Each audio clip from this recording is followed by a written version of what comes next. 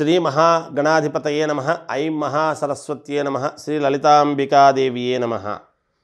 తాటకి కొడుకు మారీచుడు రాముల వారిని కీర్తించడములో ఆంతర్యమేమిటి అని ప్రశ్న. అంటే సరే, మామూలుగా ఏమిటి, ఎందుకు కీర్తిస్తున్నాడు అంటే, మారీచుడు కీర్తించడం ఏమిటి అంటే, మారీచుడు సుబాహుడు అని వీళ్ళందరూ కూడా రాక్షస సంతతి కదా. రాముల వారి మీదికి యుద్ధానికని వెళ్ళినప్పుడు రాముల వారి యొక్క బాణాల యొక్క ధాటికి తట్టుకోలేక హా రావణ అని వచ్చి రావణుని దగ్గర పడిపోవడము జరుగుతుంది.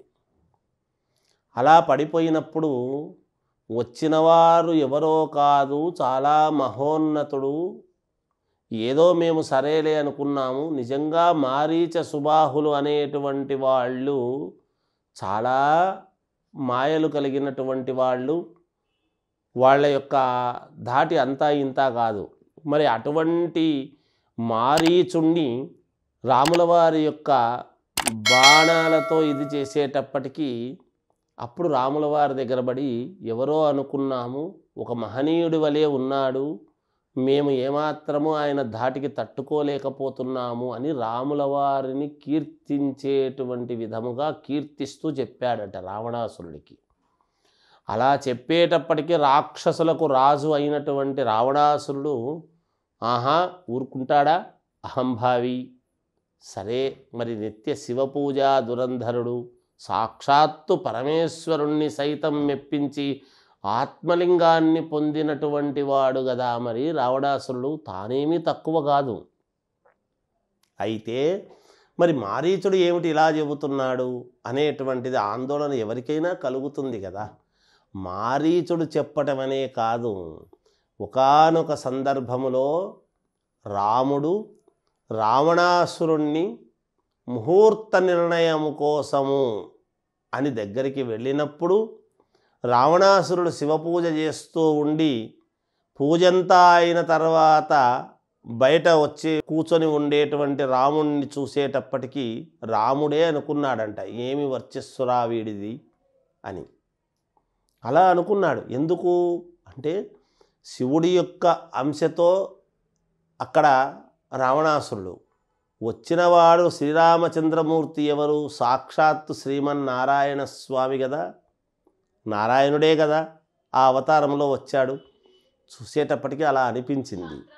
ఉండవచ్చును, ఎంత వచ్చినా ఎంత ఉండినా మరి అక్కడ కొన్ని చెయ్యకూడనటువంటి పనులు చేసినప్పుడు కదా. అందుకనే ఎంత మహోన్నతుడైనా కానీ, ఎంత గొప్పవాళ్ళమైనా కానీ ఏవి చెయ్యాలనో అవి చెయ్యాలి. సమాజము హర్షించదగ్గ పనులు చెయ్యాలి. సమాజము హర్షించేటువంటి పనులు కాకుండా ఏమి చిన్న పొరపాటు చేసినా ప్రజల యొక్క మన్ననలు పోగొట్టుకుంటాము కదా మనము. అందువలన రావణాసురుడు గొప్పవాడే నిజానికి. గొప్పవాడు కాకపోతే పరమేశ్వరుణ్ణి ఆత్మలింగాన్ని పొందగలిగినటువంటి స్థితి ఎవరికి వస్తుంది? మామూలు వ్యక్తులకు వస్తుందా? రాదు కదా. మరి అంతటి వాడికి ఈ యొక్క బుద్ధి ఏమిటి అంటే, అదే బుద్ధి కర్మానుసారిణి అని ఊరికే చెప్పారా? అందుకనే ఎంత గొప్పవాళ్ళమైనా కావచ్చు, సరైనటువంటి సమయములో మన బుద్ధిని సక్రమముగా పెట్టుకొని ముందుకు వెళ్ళినప్పుడు కదా మనము మహనీయులము. అందుకనే రాముడుగా పుట్టినటువంటి మహనీయుడు రామో విగ్రహవాన్ ధర్మ అని. ఏది ధర్మమో అది పాటించగలిగినాడు. యావత్ ప్రపంచమంతా కూడా ఇప్పుడు రాముణ్ణి కీర్తిస్తున్నాము అంటే ఎంత గొప్ప విషయం అండి. రాముణ్ణి మనం ఆదర్శంగా తీసుకుంటున్నాము అంటే ఎంత గొప్ప విషయము. తీసుకోవాలి, అలాగే ఉండాలి. మానవులంతా కూడా, మానవాళిగా అంతా కూడా అలా ధర్మాన్ని ఎప్పుడూ కూడా తప్పకుండా ధర్మాన్ని కాపాడండి, అది మనల్ని కాపాడుతుంది. అంటే మనల్ని కాదు, మనము కాపాడితే మన పిల్లల్ని ధర్మం అనేటువంటిది కాపాడుతుంది. ధర్మం అనేటువంటిది ఎక్కడ పోదు. కానీ మన ఎదురుగా అధర్మము జరుగుతుంటే చూసి ఊరుకోరాదు సుమా. ఎప్పుడు కూడా మనము ధర్మము వైపే ఉండాలి, ధర్మాన్ని మనము కాపాడాలి. ఆ ధర్మము మనల్ని కాపాడుతుంది. అందువలన అలా మారీచుడు వచ్చినటువంటి వాడు మహానుభావుడు అని ఆ రావణాసురుడితో చెప్పడము, కొనియాడడము, ఆయన కీర్తి గురించి కూడా చెప్పడం అనేటువంటిది జరిగింది. అందువలన ఆ స్వరూపాన్ని చూసిన వాళ్ళు ఎవ్వరైనా సరే రాముణ్ణి కీర్తించక వేరే ఏం చేయగలుగుతారు? అందువలననే మారీచుడు కూడా అలా చెప్పడం జరిగిందని తెలియజేస్తూ జయోస్తు.